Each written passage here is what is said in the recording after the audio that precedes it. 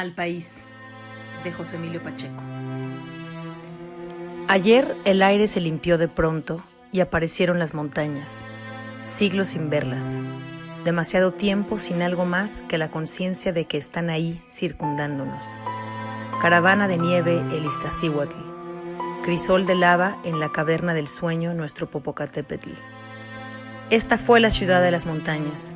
Desde cualquier esquina se veían las montañas. Tan visibles se hallaban que era muy raro fijarse en ellas. Solo nos dimos cuenta de que existían las montañas cuando el polvo del lago muerto, los desechos fabriles, la ponzoña de incesantes millones de vehículos y la mierda arrojada a la intemperie por mucho más millones de excluidos, bajaron el telón irrespirable y ya no hubo más montañas. Pocas veces se deja contemplar, azul inmenso, el Ajusco.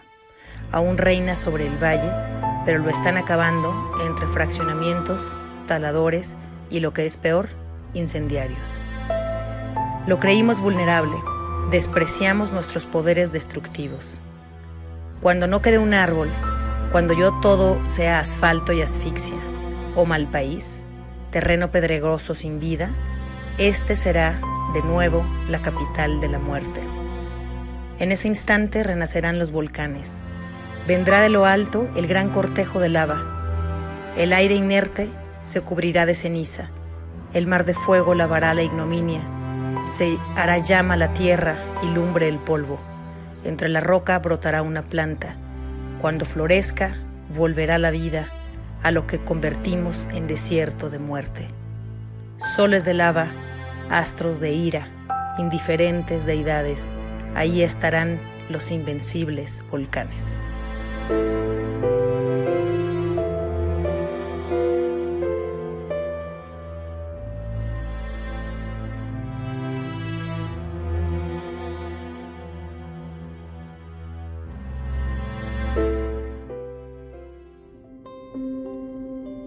Los glaciares, en general, son masas de hielo que tienen un régimen de ganancia y pérdida. Es decir, tienen un área en donde la precipitación sólida, que es nieve, granizo, ventisca y muchas otras formas de hielo, adquiere masa y esa precipitación sólida se transforma en algo que se llama el hielo de glaciar. Y lo que es eso es básicamente cristales que comienzan a crecer a buen tamaño, pero conforme van creciendo y se va transformando la nieve en hielo de glaciar, también toda esta masa se va moviendo. Entonces, conforme se va moviendo, alcanza lugares cada vez más bajos y llega a una zona que rebasa una línea que conocemos como la línea de equilibrio. La línea de equilibrio divide una zona que arriba de ella el hielo se mantiene, debajo de ella el hielo sigue moviéndose, pero ya está en condiciones vulnerables, de manera que la temperatura hace que se funda el hielo. Entonces hay una zona de recarga y hay una zona de fusión. En la última glaciación terminó hace aproximadamente 9.000 años en nuestro país, y los grandes glaciares desaparecieron de las altas montañas. En la época glacial, en la última época glacial, aquí en este lugar había más de 200 metros de espesor de hielo. Más abajo de eso, a los 3.600 metros e incluso más abajo, llegaron los glaciares en la época glacial. Entonces, cuando termina la última glaciación, los glaciares vienen retrocediendo a un ritmo natural, porque ya no hay las condiciones para que los glaciares persistan. Y aquí hubo hielo glacial, y alrededor de 1940 el glaciar llegaba a donde está actualmente el refugio. Pero a mediados del siglo XX ya nos dimos cuenta que la actividad humana, la actividad industrial, provocó una elevación adicional de la temperatura promedio anual de nuestro planeta, y los glaciares lo resintieron, muy particularmente en los últimos 40 años. Después del año 1980 más o menos, se da un retroceso espectacular. Nosotros, cuando empezamos a medir el retroceso glacial, retrocedía a una pérdida anual de 8,000 a 10,000 metros cuadrados por año. Pero ya al final del siglo XX y principios del siglo XXI, los glaciares del Iztaccíhuatl empezaron a perder hielo entre 20 y 50,000 metros cuadrados por año. En las primeras 2 décadas de este siglo, del siglo XXI, se había disparado el retroceso glacial, que teníamos que hacer algo y que debíamos de tener conciencia de que estaba aumentando demasiado la temperatura ambiente. Eso está plasmado en un artículo científico y tratamos de llamar la atención sobre eso, pero parece que no hemos podido hablar suficientemente alto. El glaciar de Ayolocó, de acuerdo con lo que nosotros veníamos estudiando, pues definitivamente lo declaramos como ya extinto en el año 2018. El profesor José Luis Lorenzo en el año 1958 publicó el trabajo de cuántas masas de hielo había en todas las montañas de México, que eran 3. Aquí en el Iztaccíhuatl documentó 11 masas de hielo, de las cuales solamente quedan 3, que es el glaciar del Pecho, el glaciar de la Panza y el glaciar suroriental. Pero los trabajos que se han venido haciendo, particularmente aquí el doctor Guillermo Ontiveros, ha documentado la altitud a la cual se encuentra hoy en día la línea de equilibrio.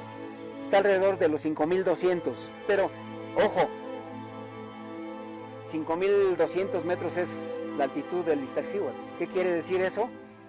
Que ya nuestros glaciares de aquí del Ista ya no tienen zona de recarga. Es decir, por más que nieve, la nieve se va a ir. Eso es básicamente la conclusión. En algún momento nosotros medimos la temperatura del hielo también, a profundidad, y resultó lo que tenía que resultar. Nuestros hielos son muy calientes, es decir, los hielos de nuestros glaciares están muy cerca de los 0 grados, andan por ahí del menos 0.5, menos 0.3. ¿Qué quiere decir eso? Si elevamos la temperatura 1 grado, ya se fueron. Y eso es lo que está pasando. Si la línea de equilibrio está, pongámosle 5,000, es la altura de la Panza. Ya el glaciar de la Panza está viviendo horas extras. En cualquier momento se va. Y se va también el suroriental. El único que podría permanecer todavía un poquito de tiempo es el del Pecho. Entonces, nosotros lo que estamos queriendo hacer al colocar una placa como esta es básicamente llamar la atención, dejar un vestigio de que aquí alguna vez estuvo este glaciar llamado Ayolocó y que ya no existe más, y que algunos de nosotros tuvimos la fortuna de conocerlo, pero que nuestros hijos, nuestros nietos, todos nuestros descendientes no lo verán. Pero más importantemente, debemos de hacer conciencia para que cuidemos el ambiente nosotros y dejar el mejor mundo posible. Si los hielos desaparecen de nuestro planeta, el clima va a cambiar de manera radical porque son reguladores térmicos. La placa que estamos colocando el día de hoy dice lo siguiente: a las generaciones futuras. Aquí existió el glaciar Ayolocó y retrocedió hasta desaparecer en 2018. En las próximas décadas, los glaciares mexicanos desaparecerán irremediablemente. Esta placa es para dejar constancia que sabíamos lo que estaba sucediendo y lo que era necesario hacer. Solo ustedes sabrán si lo hicimos. Eso es lo que dice esta placa, y es un recordatorio para hacer conciencia de que el mundo lo tenemos prestado. El planeta seguirá existiendo. Nosotros como seres humanos algún día saldremos. Como un dato, el planeta tiene 4.600 millones de años. Y si esos 4.600 millones de años los refiriéramos a 24 horas, es decir, a un día, los dinosaurios vivieron 40 minutos. Y nosotros como especie, solamente 40 segundos. Eso es lo efímero que es la existencia humana. Y si no cuidamos el ambiente, pues nos vamos a ir más rápido. Ese es el asunto. Y pues como la montaña al final de cuentas inspira a la humanidad, Anel. Muchas gracias, Hugo. Me da mucho gusto que estamos aquí también por parte de Literatura de la UNAM, en el marco de dos fechas que me parecen importantes. El 22 de abril se conmemora el Día Internacional de la Tierra. Y la Tierra tiene estos rastros justamente que nos ha explicado Hugo, donde hubo un glaciar y hay la ausencia solamente de este glaciar. Las montañas son hechos geológicos, pero también son hechos culturales. Tenemos una relación con el paisaje, una relación religiosa, espiritual, emocional, ustedes lo saben, económica y desde luego histórica.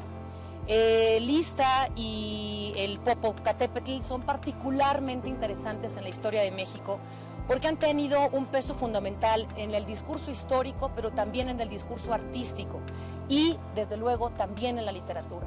Desde los códices prehispánicos, estos volcanes aparecen en unas referencias de íconos y de glifos haciendo referencia a los mitos que dan el nombre de lo que decimos cada vez que mencionamos Popocatépetl o Iztaccíhuatl. Más tarde, bueno, la crónica Mexicayotl y el gran mapa de Cuauhtitlán, que no sé si alguien lo conoce, pero son las primeras referencias geográficas del territorio náhuatl, lo mencionaban. Esta presencia después tuvo algunos otros pasos por la época de la colonia. Por eso el lugar donde nos vimos hoy en la mañana se llama el Paso de Cortés, el primer lugar en donde las tropas de Hernán Cortés decidieron subir por azufre para sus arcabuces y contar con ellas para la conquista de México, pero también vieron desde aquí el Valle de Teotihuacán. Eso fue el 13 de septiembre de hace 500 años, cuando esto eran las nieves que proveían justamente de los glaciares. En la colonia, la nieve que estaba aquí, había una cosa que se llamaba el estanco de la nieve de la Nueva España y estaba regulado los 50 mulas que podían subir para bajar los tambos de nieve, para hacer nieves de frutas, un platillo entonces de gran gusto para el paladar novohispano. Más tarde, todos lo conocemos, el siglo XIX tomó una fuerza importantísima en la pintura de los volcanes. A la punta, por supuesto, José María Velasco, pero luego muchísimos otros pintores como el doctor Atl, que tuvo una relación súper intensa con los volcanes. El doctor Atl estuvo en este volcán, estuvo y pintó en el Popocatépetl, en el Nevado de Toluca, etc. Clausel, Helguera, José Guadalupe Posada tiene varias portadas con con los volcanes, y desde luego en el muralismo estuvo también presente. Del siglo XX podríamos mencionar a Nishizawa, Magali Lara, Jaspic, entre muchísimos otros, y en la literatura tuvo una presencia protagónica el Iztaccíhuatl y el Popocatépetl, no solo porque son una leyenda, sino porque se inspiraron muchos grandes de la literatura, entre ellos Fernando del Paso, Carlos Fuentes, Alfonso Reyes y muchas otras personas, y quiero particularmente referirme a José Emilio Pacheco, uno de los grandes y más sensibles poetas y cuentistas, novelistas del siglo XX, que se refirió de manera muy particular al Iztaccíhuatl. Quiero repetir que a veces nombramos a los volcanes por partes geográficas, decimos el Nevado de Toluca o el Pico del Águila o otras referencias geográficas, pero insisto, decir Popocatépetl o hablar de Iztaccíhuatl se refiere justamente al cuerpo de una mujer, que era Iztaccíhuatl, y que todas las referencias pictóricas y literarias mencionaba su blancura y su manto blanco, que era esto, que hoy es color de la tierra. La palabra Yoloco está compuesta por diferentes géneros del náhuatl, entre ellos atl, agua, y yolotl, corazón. Significa corazón de agua, porque esto era un corazón de agua que, como vemos hoy, está seco. Poco a poco este corazón deja de latir y dejará con ello de latir la flora y la fauna, que derivarán entonces también su sequía después de esto. Sabemos, y todos los montañistas que hemos recorrido cualquier montaña, que hay un montón de referencias y placas como esta que se refieren a la muerte de compañeros o a la memoria de grandes hazañas. Esta placa no es una placa de honor, es una placa del deshonre, de la vergüenza que nos da, no el cambio climático, sino la emergencia climática, porque como dice Hugo y dice bien, sabíamos lo que estábamos haciendo, desde hace muchos años.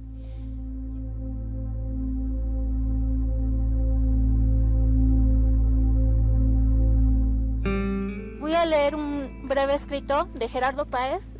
Él es tiempero de Amecameca y se llama Soy la Volcana. Soy la volcana, la que tiene ropaje de estrellas, la que habla a través de la niebla, la mujer del nevado. Soy la que lleva la corona blanca, que alguna vez llamaron nieves eternas, para que conocieras cómo es el equilibrio y cómo se cuida la vida. Ahora me ves color de tierra, soy parte de la tierra como tú. Tú, en tu vida efímera, ya no verás siempre mi corona blanca. Algún día volveré a portarla, pero tú ya no la verás. Mientras tanto, no estés triste. Cumplí tu misión en esta vida. Lo mismo pasará con otros hermanos y hermanas de volcanes y montañas. Ofrendamos nuestros hielos a tu conciencia para despertarla. Nos derretimos por ti.